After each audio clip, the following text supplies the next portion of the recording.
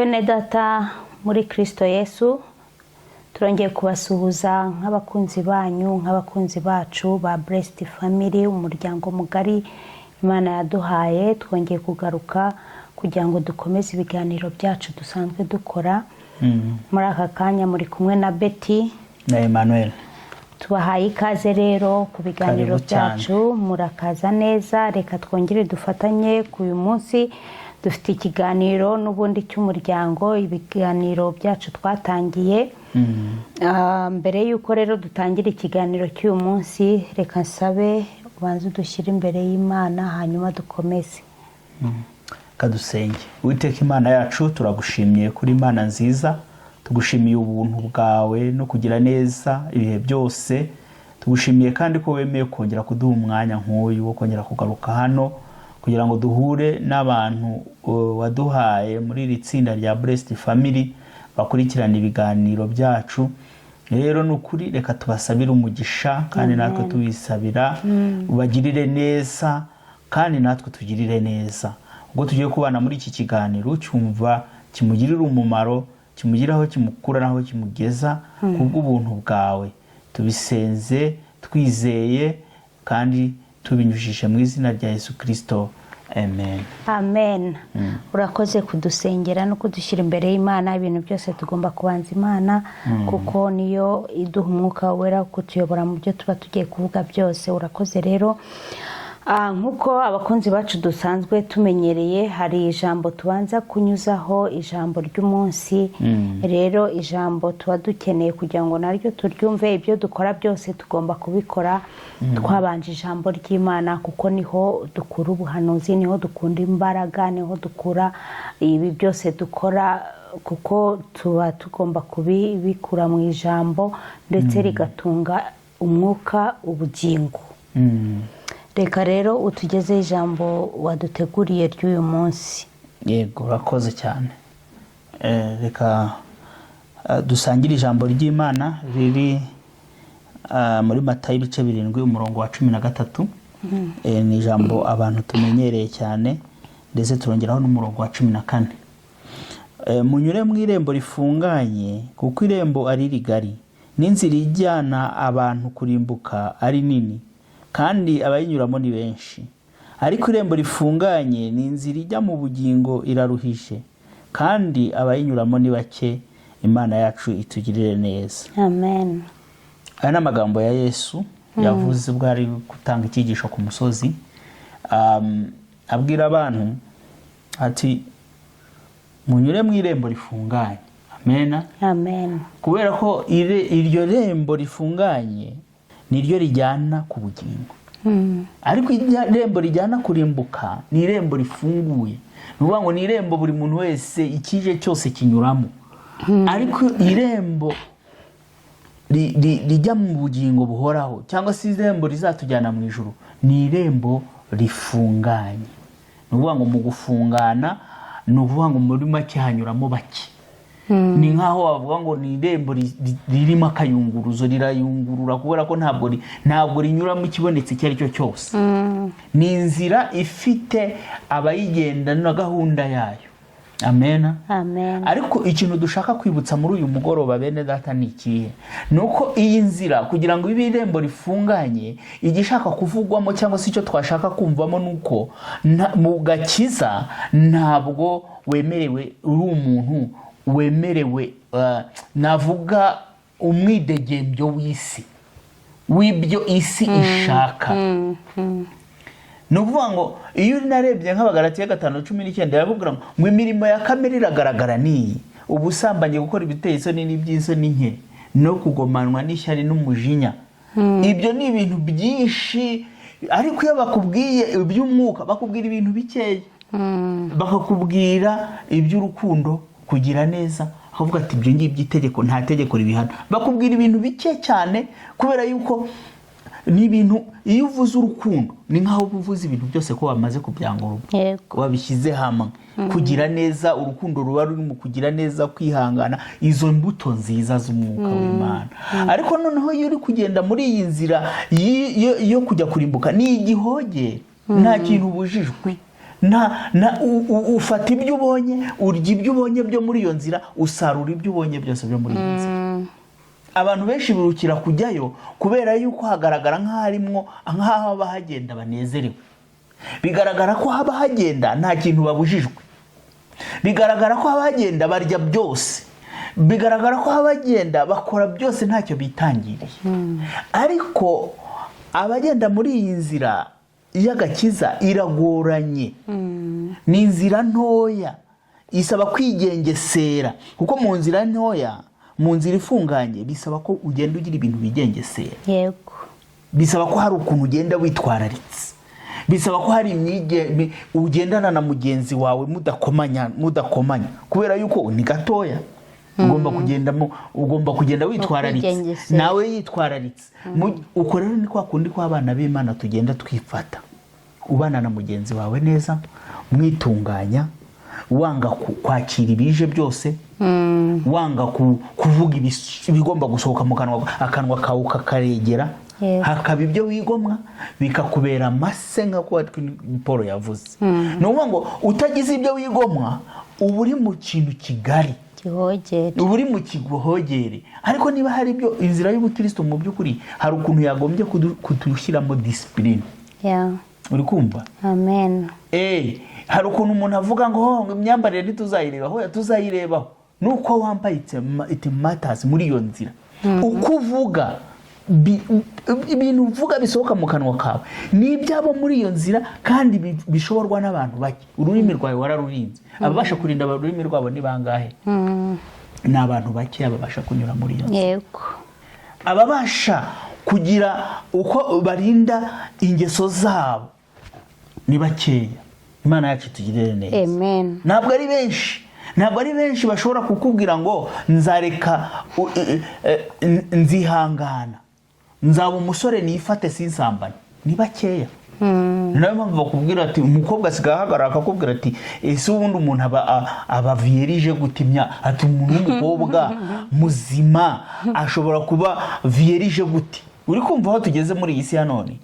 Ni ukuvuga ngo ntabwo inzira imufunganya akaba vierge kugeza ashatse, ntabwo ashobora kuyemera. Ntabwo ikiri ngombwa. Ntabwo ari ngombwa. Arajya mu gihogere kuko nicyo abandi bose bari kujyamo. Iki gihogere nicyo batinganyi bari kunyuramo.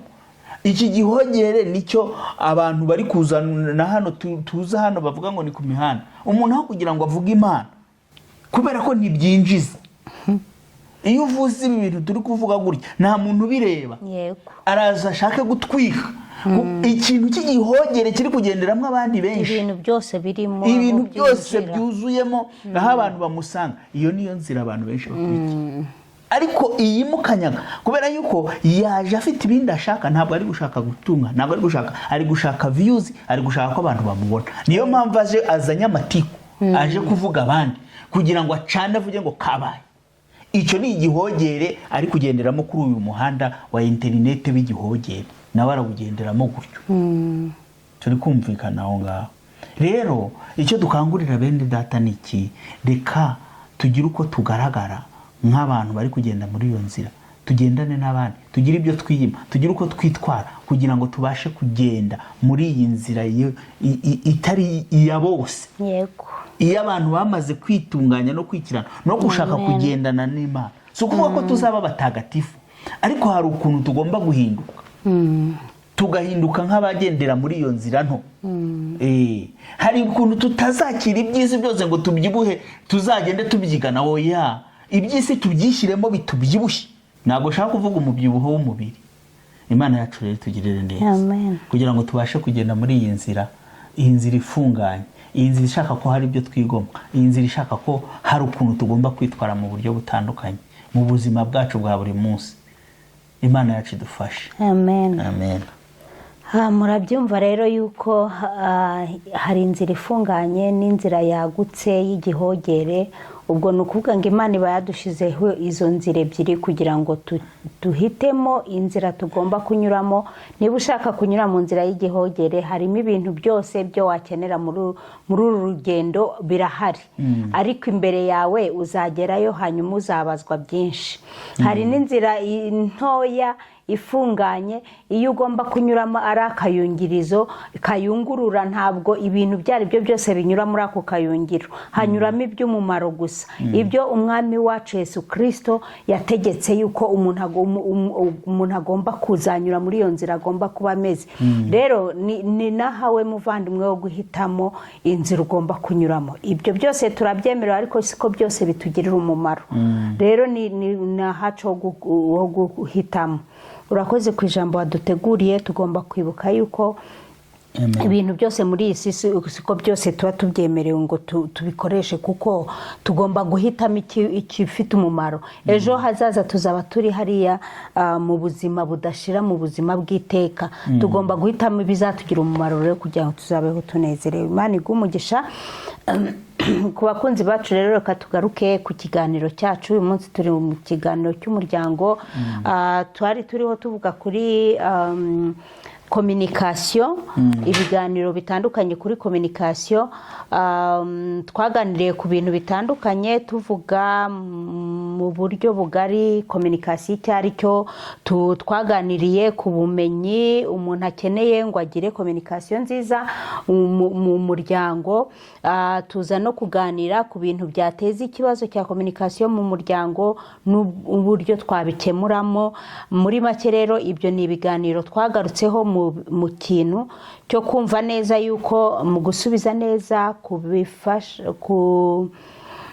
kubifasha muri communication ku mugabo n'umugore. Uyu munsi dufite kureba uburyo wagira ikiganiro cyiza gitomoye n'uwo mwashakanye, bikaba byabarinda amakimbirane mu muryango. Ibi ngibi iki nicyo tugiye kubona nk'aho ari ikiganiro cya nyuma kuri iyi communication twari twaratangiye. Noneho uburyo mwakwicara mukagira ikiganiro cyiza kugira ngo mwese, buri mwe wese anyurwe n'ikiganiro mwaba mwatangiye. Hari igihe abantu batangira ikiganiro ugasanga kitaranagera no hagati abantu batangiye gushwana.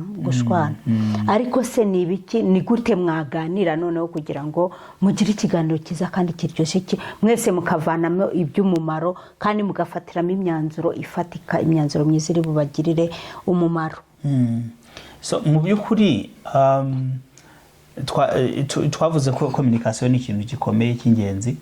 Twagumye gukoresha iryo jambo rya communication, cyangwa se guhana amakuru abantu iyo bari kumwe mu muryango. Ni ikintu cy'ingenzi kuko ni ikibindi bintu byinshi bishobora gupfiramo. Iyo abantu batabasha kuganira, abantu batagira uburyo bahana amakuru ku buryo bworoshye, ibintu byinshi bishobora gupfa. Kandi ugasanga n'umuryango ushobora kuhasenyukira. Niyo mpamvu iki kintu twagitinzeho. Uyu munsi rero nk'uko bivuze tugiye kuganira ku kiganiro. Ikiganiro ni iki, cyangwa se icyo mu cyongereza bashobora kwita conversation cyangwa conversation mu gifaransa. Mu by'ukuri ikiganiro, iyo tuvuze ikiganiro usanga bitoroshye kugisobanura kuko hari amagambo menshi nko mu Kinyarwanda ushobora kwita kuganira. Hari byo mu Kinyarwanda byo bata inama, umushyikirano, ibyo byose ni ibiganiro ariko biba bifite structure. Ariko ikiganiro dushaka kuvugaho muri uyu mwanya nicyo twavuze conversation. Donc cya kiganiro umugore n'umugabo bashobora kugirana, bashobora kwicara ati tugira ikintu tuganiraho. Nacyo mushobora kugira structure, ni kivuga ko mutagiha umurongo mushobora kuwutanga. Ariko akenshi usanga atari nk'ibintu nyine by'inama ngo bavuze ngo ninde ugiye gukingura, ngo ninde ugiye kugira gute. Izo structure zimeze nk'iziri mu nama zisanzwe zimenyerewe zifite umurongo. So ikiganiro rero mu by'ukuri ni ikintu cy'ingenzi kandi ikintu abantu bagomba kwitaho kumenya uburyo kigomba gukorwa. Urumva, kugira ngo mumenye intego zanyu. Ikiganiro hari ibintu by'ingenzi biba abantu bitaho mu kiganiro tugomba kuvuga mbere tukitangira. Ibintu abantu bitaho by'ingenzi mu kiganiro hari ibintu bitatu. Hari ibintu bitatu ari byo dushobora kuvugaho, amagambo mushobora kuza gukoresha murimo kuganira. Harimo uburyo uvugamo ibyo ushaka kuvuga. Mu cyongereza bita tonality. Noneho hakaba n'ibimenyetso ukoresha. Nk'ubu ndi gukora ibimenyetso ngize gutya, urumva body language. Ni gute umuntu yari kuvuga kenshi usanga cyangwa se ibimenyetso by'amaso niyo wishe ijisho buvuze niyo umuntu bazamuye iminwa gutya ashobora kuba akubwiye ibintu byinshi. rero hari abantu bakoze ubushakashatsi bari kuvuga kuri ibi bintu wenda ushobora kwemeranwa nabo cyangwa ntiwemeranwa nabo bakavuga ati amagambo mu by'ukuri iyo amagambo asohoka ashobora kukumvisha ikintu kuri 7%. Interesting. Amagambo just amagambo uko asohotse ariko noneho bakavuga ati uburyo yavuzemo ya tonalite to ukoresheje ikabisobanura kuri 23%. noneho bakabwira bati ibimenyetso by'umubiri cyangwa mu maso bikazana 70%. Uribaza icyo kintu no wango noneho kuganira n'umuntu utareba burya ni ikibazo gikomeye aho mutari kumwe kuko buriya bira bintu nibyo twanavugaga twigisha abantu gukora dating online. Burya n'umuntu utareba reaction ye mu maso ngo urebe ese byo nyine niyo umuntu akubwiye ati ndagukunda nkumbuza ndagukunda ndagukunda icyo cyanyuma rwose kukikuraho ntabwo kiri mu mutima. Ijambo ryasohotse byose ni ndagukunda ariko uburyo ndimo ndabivugamo n'uburyo ndeba umuntu ahita abona ko urwo rukundo rurahari cyangwa ntiruhari. Hari urwo urugukanika ni urw'amagambo cyangwa ruri no mu mutima. Urumva aho bimeze ijambo niyo bavugaga 7% ko byose ni ndagukunda byanditse wabyandika kimwe ndumva bisobanutse ariko uburyo nabivuze biratandukanye to navuzemo na mu maso niba ngize gutya ibyo namaze kwerekana ko already ntabwo bikurimo bivuga byikuraho nyine. Aho rero mu bintu tugomba kumenya niyo uri kuganira n'umuntu niba mwicaranye urumviriza amagambo ariko ni nayo mpamvu bigisha burya abantu biga ibintu bya communication no kubuganira n'umuntu niyo uri muri interview reba abantu kureba mu maso reba abantu nabo bakurebe wiba umuntu reba abantu kuko muyo murebye umenya ko nibyo umusubije bimuconvince. No mu kiganiro cy'umuryango the same ariko ngo aho ngaho na bariya baba online hasigaye haraje ikoranabuhanga baganira barebana iyo barebanye byibura akareba nawe ayo marangamutima y'umuntu nawe agomba kuyabona. Aho ngaho nabyo nibyo byo kwitaho kugira ngo ubimenye. Icyambere cyo nuko tugomba kumenya ayo magambo afite 7%, noneho niyo tonalite niyo to uvugamo, noneho nayo nibyo bimenyetso ukoresha n'uburyo uri kwitwara. Ushobora kubwira umuntu uri kumubwira ukumutunga agatoki gutya, ushobora kuvuga uri guhemana iwambwa no gukoresha iminwa n'imizuru, ibyo bintu bikagaragara. Rero nahaco kwitonda kugira ngo turebe icyo kiganiro tugiye gukora turitwaramo dute. Ibyo bimenyetso ubundi hari bimenyetso abakristo ubundi tutakabaye dunakoresha. Ibyo bimenyetso bihemana bigira gute uri kuganira muri kuganira already ibyo ngibyo nabyo bidakijijwe. Ibyo rero twakabaye tujya tubihunga tukabirwanya tukabyirinda. Iyo abantu rero baganiriye burya mu bintu bikomeye abantu bari kuganira ni ugufata umwanzuro. Yego. Nubwo twisimbutse ariko aho hantu harakomeye. Abantu bafata umwanzuro barimo ibice bibiri. No kumenya mugenzi wawe ameze gute mu gufata imyanzuro. Hari abantu rero bambere igice cyambere cy'abantu yo muganira bigeze ku gihe cy'imyanzuro, hari abantu bitwa banti biteranye. Abo ngabo ibintu byose bapfa kwikiriza nubwo byaba bimubangamiye. No kuvuga ngo mu buryo compromise ni kuvuga ngo ndemera mbese uremera umwanzuro wa mugenzi wawe kugira ngo umere nkaho mbese umushimishije cyangwa se udashaka amakimbirane. Ngubwo ari byo ushaka ngo reka ngo tubikore gutyo. Ariko ibyo ngibyo nabyo hari igihe biza kuzabyara amakimbirane iyo byagumye kugira gute kwiyakimiraho buhoro buhoro. Wowe mugenzi wawe kuko icyo ngicyo bakita win lose.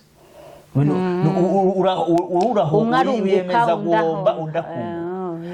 Mu byo rero bitakagombye kuba byiza, ahubwo twagombye gukora nk'abakorera negotiation cyangwa negotiation. Ni bino umuntu bakora no mu bucuruzi no mu buzima busanzwe, kuvuga mukama muri kuganira ku kintu ukavuga ati no ise nihe nungukira nawe nihe wungukira. Nubwo muri mu muryango, reka tuvuge ikintu cyoroshye, urugero rutoya.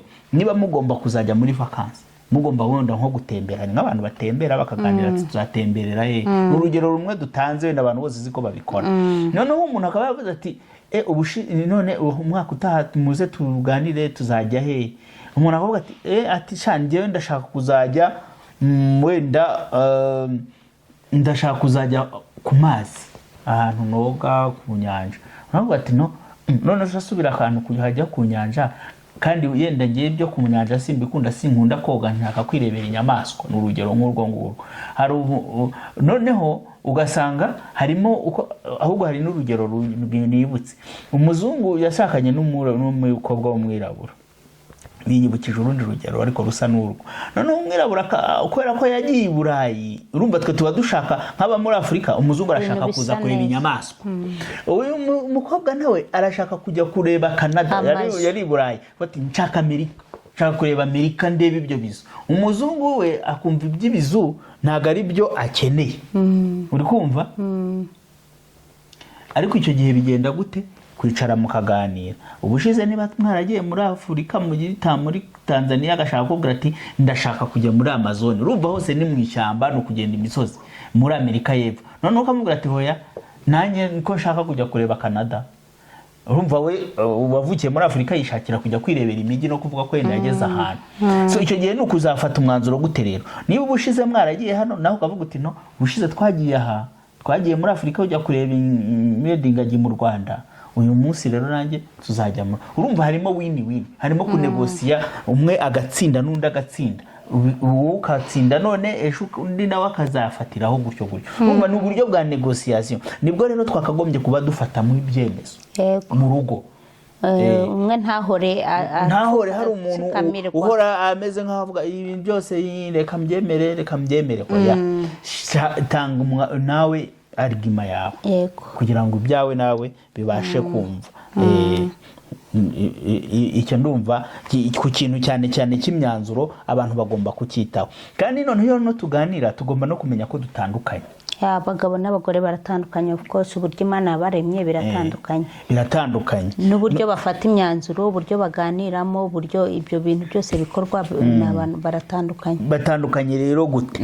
Abagabo mu bijyanye n'amagambo, Capo Academy yo muri Amerika bakoze ubushakashatsi bavuga ngo abagabo byibura bashobora kuvuga amagambo 10,000 ku munsi. Ngo none umugore akaba yavuga nk'ibihumbi 25. Bikubye kabiri n'ibyo 10,000 yagiye ku kazi, urumva aravuga ku kazi, yavugane na boss, yavugane n'abo bakora na bra ibyo 10,000 azagaruka hanze. Umugabo yabimaze. Umugore nawe niba akora the same work azaza 10,000 nawe we yabikoresheje wenda kuko afite avuga ashobora gukoresha amagambo menshi kurusha y'umugabo wenda yakoresheje nka 15 asigaranye ibindi 10 azanye no mu rugo.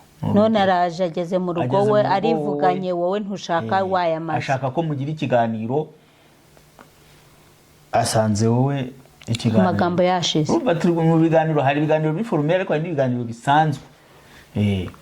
Rero ni ngombwa no kumenya ko niyo tunaganira abagabo bashobora kuvuga amagambo make. Ni ukuvuga ngo umugore agomba kubimenya akapfiramo se cyangwa bimeze gute? Ni ukuvuga ngo iyo wamaze kumenya mugenzi wawe uko ateye, burya niko tumenyana. Niba uzi ko abagabo bashobora nko kwikiriza nka kangahe akavuga kangahe, ntuvuge ko ari umugabo wawe wakwanze cyangwa wakuniniye, ahubwo ukanamenya ati harimo n'akakantu k'abagabo reka ngumye, nawe ukamenya ati umugore niba ari kuvuga ugomba kumwumva nkanamutega amatwi kuko akeneye. Icyo gihe icyo bigusaba rero kuko ufite amagambo ari limite 10,000, ugomba kuvuga iyo wiri ukavuga 8,000 ugasigaza 2 ukanasigaza kuko wabimaze suragerayo umugore nawe azahora ava. Umugore wafite reserve z'imyaka n'imyaka, naho wowe ntukajye uyavugira iyo hirya ngo uyamare, ujye ubika n'ikiciro cye. n'igice kiwe ni kandi ikindi abagore bakunda ikintu cyo guconnectinga ngo bo bashaka kandi ikintu cyo guconnectinga cyangwa mu Kinyarwanda twavuga ku ibintu biri nk'aho ari sociale cyane ibiganiro kumenyana gusabana uzareba abadamu aho bahuriye bo bashobora banavuga n'ibintu birenze by'umwaka kuva bavutse kugeza uwo munsi ugasanga bahise bavuga n'ibyo mu ngo zabo banavuze n'ibyo bakora n'ibyo abagabo bashobora kuvugana amagambo makeya ubundi niba hari umupira uriho bakawurebana bicaranye amagambo makeya bakayihanira ukaba wamubaza n'izina ntabe wanarivuganye wamenye ibyo akora tereka umugore ashobora kukubaza wari uri kumwe n'undi mugabo mwahuye se wamubajije akora ibiki utireka ibyo ntabyo namubajije ngo reka ngo uriya mugore ngo urabizi ngo arakora ngo afite akazi keza kandi ugasanga umugabo mugenzi wawe ntibigeze umubaza niba akora ntibigeze umubaza mwicaye gusa mukaganira kureba ibintu biri aho bike mwagiye muvugana ugasanga bya bindi by'utudetaye we ntabyo mwigeze Imana yarakoze bahamufasha kuko ntago kwere mwari kwishoboza nyine niyo mpamvu abantu bakonekita niyo mpamvu no kumenyana kuri ubwo buryo ukamenya ati abagabo n'abantu bashobora no kwicarana ntazanabaze na mugenzi ntazanakubaze ngo detaye z'ibintu ugasanga n'abantu tu bashobora kwicara bakikubitira amakarita bakikinira cyangwa bakirebera umupira bakumva bararyohewe bagasharinga niba arabanywa n'ikintu bakakinywa ugasanga bavuganye ibintu bikeya kandi bakanyurwa bagataha kandi ibiganiro by'abagabo uzasanga rimwe na rimwe biri kuri politike kugira ngo umugabo azabaze undi ngo ibintu bya buzima bwawe reka abana ibiki wapi wamenye abakurinda iby'imipira wamenye ibyo batsindanye ibintu nk'ibyo ngibyo biri aho ngaho biri supervisiye ntabwo azakwinjirira mu buzima ngo kuba ariko umudamu usanga yabajije undi ibintu wumva biri deep rero tugomba kumenya uko duteye ku buryo butandukanye muri uko gutera ku buryo butandukanye kandi hari n'uburyo ubwo burya abagabo nk'ibya bindi twavugaga by'imyanzuro abagabo kenshi iyo bari kuvuga ibintu hari igihe bamumva ko ibiganiro mutegerese ibiganiro turaza kubifata mu ibihe myanzuro bari gushaka kumenya imyanzuro muri bufate naho umudamu wayemereye gute arashaka kumva ko mwakwigirira n'ikiganiro umwumve menye uko yiriwe mu kazi si ngombwa ngo bari ibintu biri buze gufata imyanzuro mwibwanirire just ibintu biraho atangiza ikiganiro gishobora kuba ari social ariko abagabo kenshi burya bari batangiza ibiganiro bashaka ko biza kugira gute kugera ku mwanzuro kugera umwanzuro umugabo kenshi yatangiye ibiganiro yenda nawe bivuga yuko adashobora kukubwira udukuru n'indi nuze ariko akenshi abagabo bavuze ati tuganira ukabona ko abaye ko atari ikiganiro menya ko ari ikintu bashaka ko muza kugira gute mumvikanaho murasa kugera kuki ari umwanzuro mushobora gukura muri icyo kintu ariko umugabo ntuzategereze ko umugore igihe azamuye ikiganiro cyose kije gufata imyanzuro oya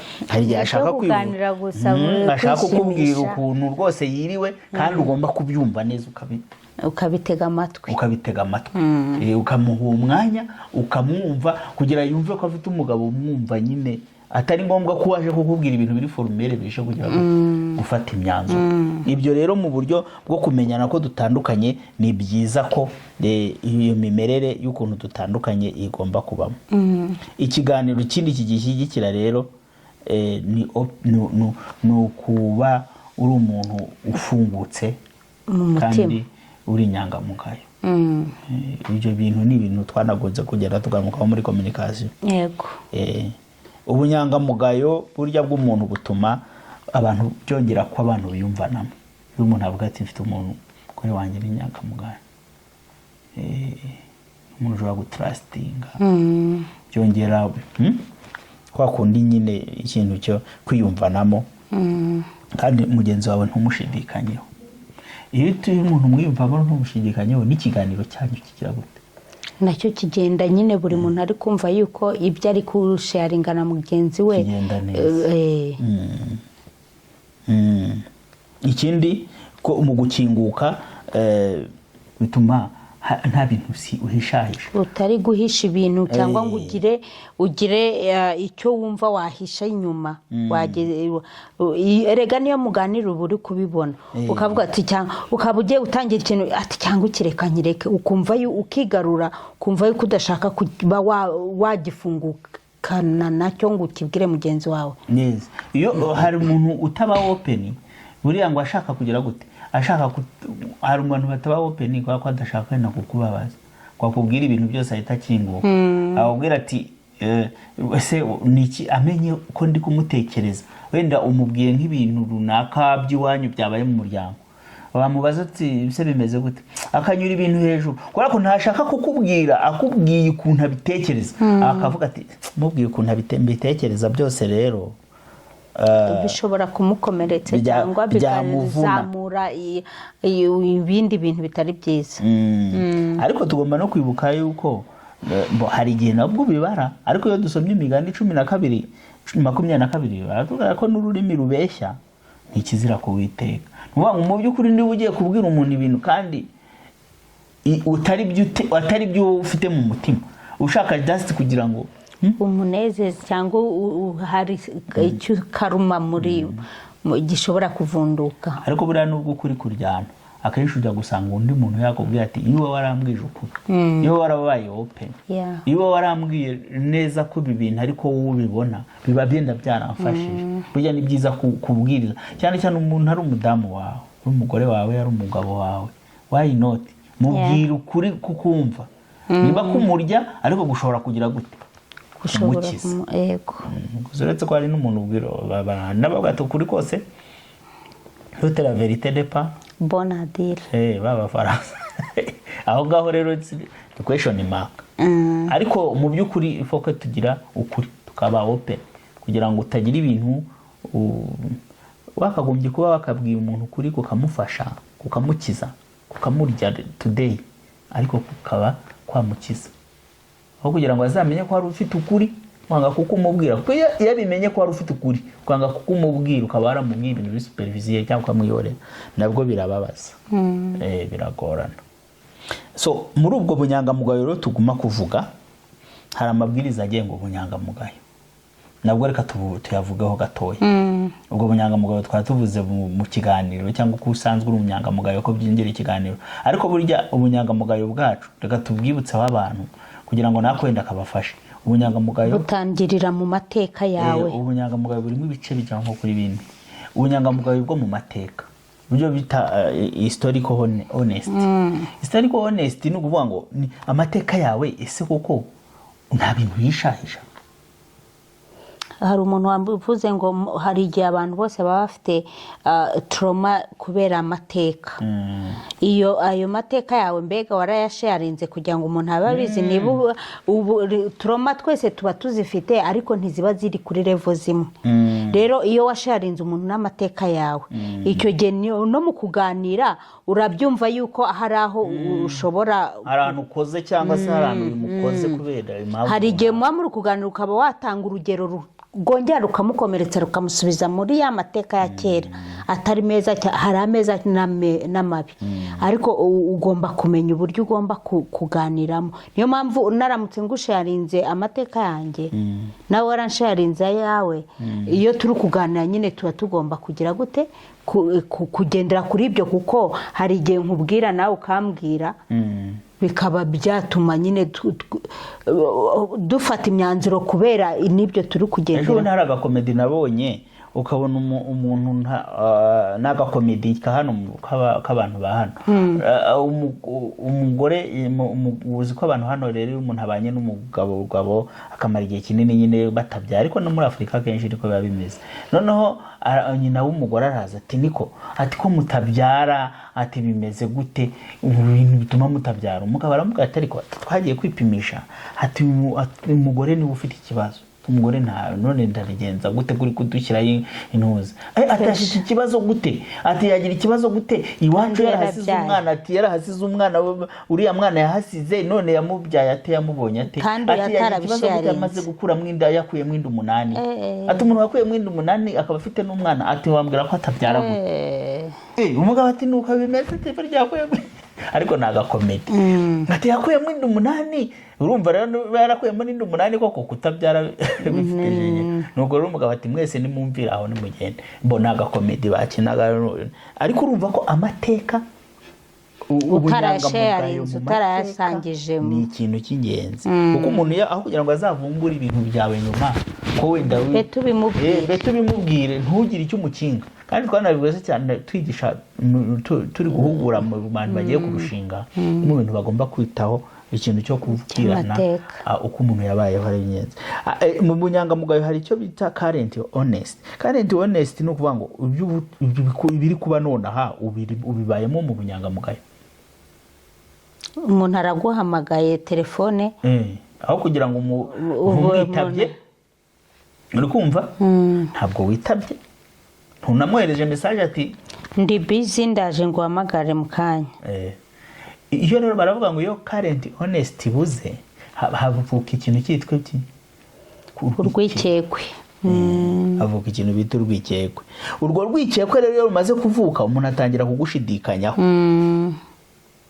Twabuze ko iyo hataburiho ubunyangamugayo habaho gushidikanya. No vuga ngo umuntu aza ko atitaba telefone ariko muri minsi atari kwitaba telefone bimeze gutari mu yarahindutse ari mu biki. Urumva hari n'ijye umuntu ahita ati umugabo ari mu biki yenda atari mu bagore ugahita satani nawe ashobora kukongorera kurema mu mutima akakongorera ko hari wenda n'abagore kandi ari nta nabo muri kumva. Rero aho hantu hari yo current honest hakaba rero n'icyo bita emotional honest. Emotional honest ni ukuvuga ngo mu byiyumviro byawe uronete ese ugaragara ko baye hari umuntu udashaka kwereka umubabaro ni gute utakwereka umugabo wawe umubabaro umugore wawe umubabaro niba ko kuri muri eta yo kubabara niba uri muri eta yo hari n'abagabo ushobora kugenda yari mu bihombo wasanga agera mu rugo yirirwa arwana n'ibihombo ariko ntashaka kwereka umugore ko ari gusinkinga ko arimo arahomba. Urahisha ibyiyumviro byawe bizagera ryari ko nugera ugahomboka mukabura n'umugati ko n'ubundi azabimenya.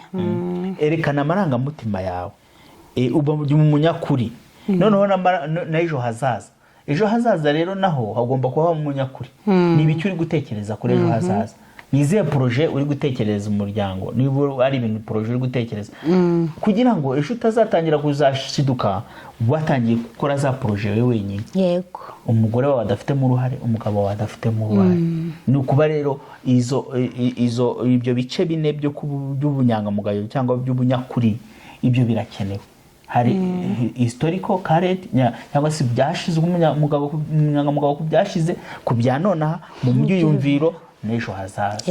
Yego nta kantu twari tunyujijemo kugira ngo ubwo bunyangamugayo twari tuvuze abantu babashe kumenya uko bumeze. Ikindi kintu kiza mu kuvugana mu kiganiro ni ukuba uri umuntu wemera ko ushobora kwibeshya. Nta muntu utibeshya n'ubundi mu buzima. Wabivugaho gute? Ni ukuvuga ngo hari umuntu ushobora buri gihe kuba yakwidefanda hari amakosa yakoze ashaka kugira ngo buri gihe yidefande ariko mu by'ukuri hari uburyo yibeshyemo ariko ntashaka kubyemera. Mu by'ukuri buri kwibeshya bibaho ku bantu bose ntabwo ari bwo bwa mbere byaba bibaye. Urumva uretse no kwibeshya turi n'abanyabyaha cyo nacyo tugomba kukimenya. Abaroma Paulo yandikira Abaroma ibice 3:23 yarababwiye ngo kuko bose bakoze ibyaha ntibashyikira ubwiza bw'Imana. Niba twese turi abanyabyaha no kwibeshya twese dushobora kuba abantu bashobora kwibeshya. Siko bimeze. Rero iyo wamaze kumenya yuko ushobora kwibeshya iyo wamaze kumenya ko ushobora no kuba umunyabyaha uwo muntu aba ari umuntu byoroshye kwigisha. Ni umuntu woroshye guhinduka. Rero iyo tugirana ibiganiro iyo turi mu biganiro tumenye yuko ntube wa muntu wishyigikira ngo yagewe ngo ntago nakwibeshya ngo ninjye uri mukuri na byabandi by'abandi bavuze ngo imbe bivuye hano undi ati nivuye hari muri kagakuru twize umugabo n'umugore bakarwana niki wihagazeho ntushaka kwemera ko uri wowe ufite ikosa so niwe wanabibonye ntushaka kubyemera kuko iyo utashaka kwerekana ko ushobora kugira kwibeshya bizana amakimbirane na rimwe. Ikindi kintu cyo kumenya ni iki kumenya imimerere ya personality ya mugenzi wawe. Personality, imimerere umuntu wawe imimerere ye imeze gute. Muri ubu buryo bwo kuganira no gufata ibyemezo, abantu baganira, abantu bari mu bice bibiri. Harimo abo bita peacekeepers. Peacekeepers ni abashaka gukomeza amahoro agumeho. Abo ntahungabane. Amahoro ntahungabana. Nibo bandi akenshi bafatanya nyine ya myanzuro yo kuvuga ngo bitananturukaho cyangwa se nibibe gutyo nyine uko bishaka. Mbese ni wa muntu udashaka ko hari ibintu bihungabanya amahoro yarahaye. Bigume gutyo apfundikire agumye yoroseho. Ariko bya bintu uri korosaho ikibi cyabyo ni iki? Bishobora kutumba mu byegeranye. Binono bizagire gute? Zaturikire rimwe. Urumva ibintu bigiye guturikira rimwe byose kugira ngo muzabifate bizagora. Kurusha uko kugiye mwiga kimwe kikava mu nzira kikarangira. Urumva ko abo bantu bashobora no kugira inzika, akabika cya kindi yanze kuvuga, akagira gute akakihorera. Hakabamo abandi bwoko rero bw'abantu, abo bita peacemakers. Urumva hari peacekeepers, hari peacekeeper na peacemaker. Peacemaker we ni wa wundi uharanira ko amahoro agerwaho byanga bikunze icyo byamusaba cyose. Niba ari uko mwanashwambura none aha niba abantu ikintu gishobora no kubamba kavuga ati oya reka tubanze turangize iki kintu, ntabwo turyama, nta mahoro ndi buguhe tudafashe gahunda kuri iki kintu. Abo bantu rero bameze gutyo nabo ni abantu beza kuko bo baba bashaka ibintu bikemukira aho ngaho ntihagire inzika. Kandi kenshi iyo bikemutse bo bahita babyibagirwa. Nari ndi gutanga hari igihe nari ndi kubivuga, ndi kwibuka urugero abantu bashobora kumva rworoshye rw'ingabo z'u Rwanda. Ingabo z'u Rwanda ngo iyo bari bavuga zagiye muri Sudani, bandi bakajyayo ngo bagenda bafite imbunda gusa. Byose ni peacekeepers nyine bo babungabunga amahoro nk'abarya bumvaga babaga muri Kongo mbere. Kubungabunga amahoro ni ukuvuga ngo amahoro nyine ahari bakaguma bakayabungabunga, ariko abuze none se abuze wayabungabunga ute? Rero niyo mpamvu ingabo z'u Rwanda zizavuga ati hoya umwanzi naza muduhe gahunda naza twe tuzamura. Urumva bo ni peacemaker. Nuvuga ngo niyo amahoro yabuze bararasa aboneke. Urumva ni nako kantu n'abantu rero babana buryo, nuko hari abameze gutyo bavuga ati amahoro niba atabonetse nge ndayashakisha ku ngubu. Ariko hari uvuga ati nagumabeho ariko sigiye yabuze burundu bisageraho n'ubundi bishwamo. So nako kari gaciyemo rero. Reka twanzure kuri iki kiganiro, ni iki gikwiriye? Harakwiriye ko umuntu wiga umugenzi wawe mu buryo buhagije kugira ngo umumenye. Nk'ubwo umuntu yiga akagira PhD akandika igitabo, twakagombye no kuba twiga mugenzi wacu uwo tubana uwo ari we. Ubu turi kwanzura no muri communication yose kuko nzazongera gukoraho ibiganiro vuba. Ni ukuvuga ngo niba mugenzi wawe kugira muzakora ikiganiro muzakomunike neza, mwige umumenye hakiri kare. Umunsi muzajya muganira uzabuzi reaction ze, uburyo kuteye, wavuga gutya arabifata gute, bimeze gute. Nkuko wiga PhD tukandika igitabo, nawe hari umugire igitabo uvuga ati umuntu wanjye iyo afata imyanzuro nugateye uko ibihe bye byashize nuko ashobora kuba afite ibibazo, ashobora kuba ateye gutya na gutya. Mbese ubusanzwe umuzi ese umuntu wanjye ni peacekeeper ni peacemaker. Ibyo kabara ushobora kubimenya. Ni ze skills afite zo za communication izabura nizi ni iki byadufasha muri bya bindi byose twagiye tureba by'ibiganiro kuri communication, ukaba waramwize waramaze kumwevaria. Ikindi nuko mu biganiro tugomba kugira ahantu duhurira dufata imyanzuro.